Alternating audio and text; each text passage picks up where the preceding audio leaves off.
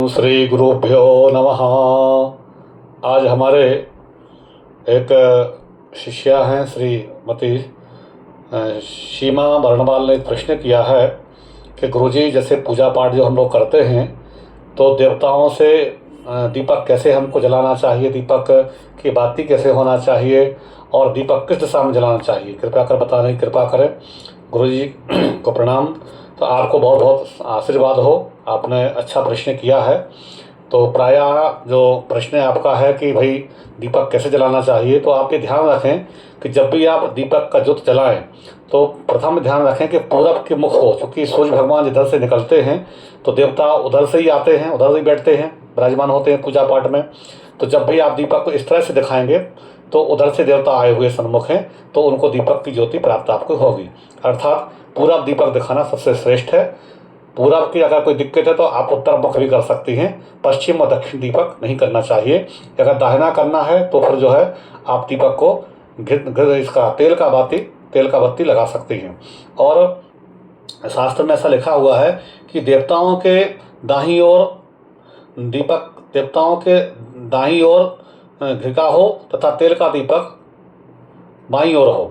जैसे हमने बताया कि जब जहाँ देवता बैठे तो जो आपका दाहिना हाथ हो, अगर आप पुरुष हैं तो जो आपका दाहिना हाथ हो जिसमें रक्षा सूत्र बांधते हैं, उधर देवताओं के बैठने के दाहिना ओर दीपक हो घी का और अखंड दीपक हो। और यदि आप तिल का दीपक जलाना चाहते हैं या श्राद्ध इत्यादि या काल के लिए या और अन्य काम के लिए, जैसे बहुत से और कार्यक्रम हैं, तो उनके लिए आप दाहिना तेल का किसी तरह के तेल का दीपक जलाना चाहते हैं तो वो जो है देवताओं के बाईं ओर, और घृत का जलाना चाहते हैं तो वो मैंने भगवान के दाहिनी ओर।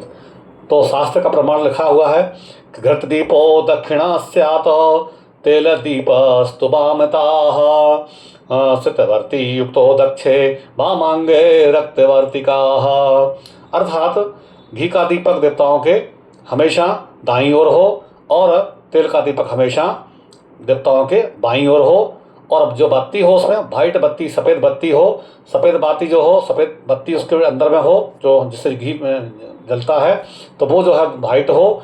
और जो तेल का हो तो रक्त लाल धागे का, सूता का इत्यादि का बत्ती हो तो बहुत श्रेष्ठ होता है। तो मुझे विश्वास है कि आपको मुझे जो आपने प्रश्न किया है उसका उत्तर आपको मिल गया होगा। और दीपक जो है हमेशा लिखा हुआ शास्त्र में कि आयुधा प्रांग मुखो दीपो धनदः स्वातुंदं मुखः प्रादं मुखो दुःखदोऽसौ हानिदो दक्षिणो मुखः।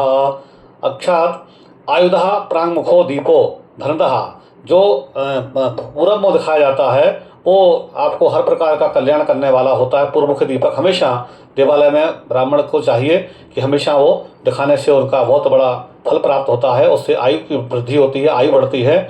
और स्वादुन मुखा अर्थात उत्तर की मुख करने से जो है करने धन का लाभ होता है।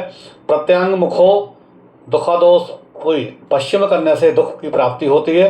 हानि दो दक्षिणो मुखा, और घृत का दीपक अगर दाहिने तरफ रखते हैं तो हानि प्राप्त होती है, इसलिए धानि दो दक्षिणः मुखः, अर्थात दक्षिण मुख में दीपक नहीं करना चाहिए घृत का।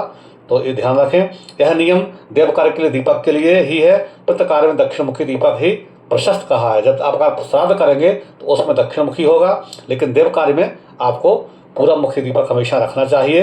तो ये हमेशा आप ध्यान रखें कि ये जो है ना पितृ स्थान एवं देव स्थान का भेद करते हुए दक्षिण और ये जो है पूरब को दिशा का विशेष ध्यान करें, क्योंकि यही आपके लिए विशेषकर लाभकारी है।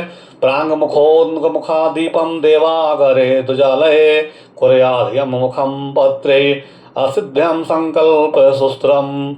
अर्थात दीपक को जो है कभी भी देव कार्य का दीपक बुताना नहीं चाहिए और पितृ कार्य का दीपक को कभी भी जो है हमेशा जलते नहीं रह जाना चाहिए। जैसे श्राद्ध किया उसी समय दीपक को आपको शांत कर देना चाहिए, ठंडा कर देना चाहिए।